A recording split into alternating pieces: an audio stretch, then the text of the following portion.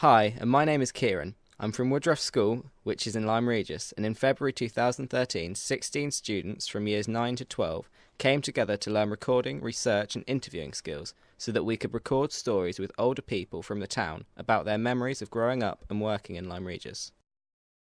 Daisy and myself, Ellie, from Year 11 interviewed Les Loveridge. Les was born in Lyme Regis and he has many stories to tell about the town. He shared his memories about growing up on the Colway Mead estate, American GIs and POWs, and what it was like growing up in Lyme Regis. The Colway Mead estate was a huge part of Les Loveridge's life, and in this second part, Les continues his tour of the Colway Mead estate. Now girls, we're approaching a very iconic spot for me, and that's Horn Bridge. Now Horn Bridge, in my younger days, and I'm talking about my real younger days, I'm talking now like 5 till 7, this always left me in awe. And as you can see, it's quite high, and we could never get to the river from here. We always either had to go ahead of us, as you see, out into the fields, middle mill fields, or we had to come around here to the farmers' fields and come down this way. And that's how we got it. But this is the start of my life. Now also another thing, to our right here, there was a stream. All during my life there was a stream there. They've now stopped it. But I used to play in that stream all the time. But this stream used to go all the way along here through what was then allotments. And I used to have a lot of fun with those allotments, you can appreciate. Some of the carrots were just out of this world. This is South Avenue. And this, to my left, look, you'll see a building, and that's 4 flats. I used to live in the top left-hand one, which was number 2, South Avenue. And it hasn't changed. The large window is the living room, the small window is the kitchen. In the summer, we always used to go to the beach. Now, again, Colway Mead children always used to go to the back beach. Now, they call it the church beach now. And the reason we went to the back beach is because the front beach was posh. And the Cobb beach was too far away. So we used to go to the back beach.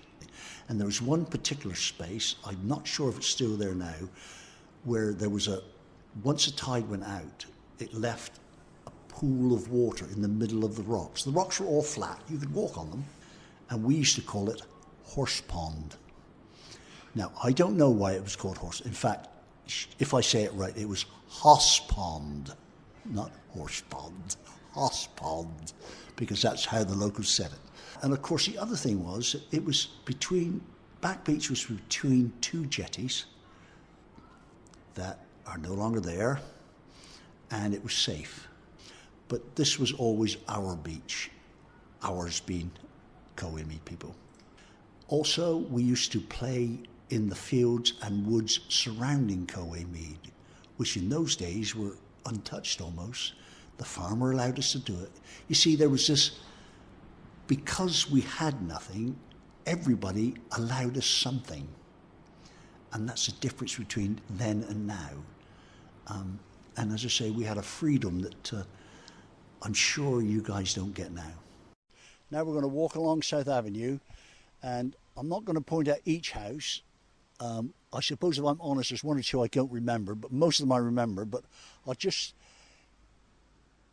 point out those houses that leave the lasting memories, okay? Before my time, my dad, his dad and so on, this was where they lived. This was the only part of Lyme Regis that I remember that was working class.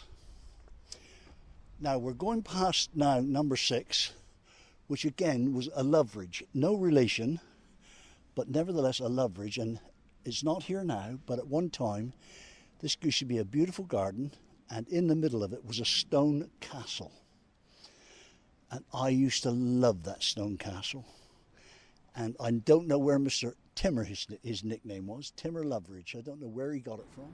How special was the estate to you and your family then?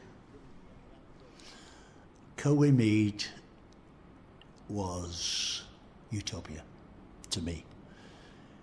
It was all I knew. It was what I'd grown up in till that point in time. The moment I entered it, I felt safe. Everybody said hello. Everybody was interested in what you were doing.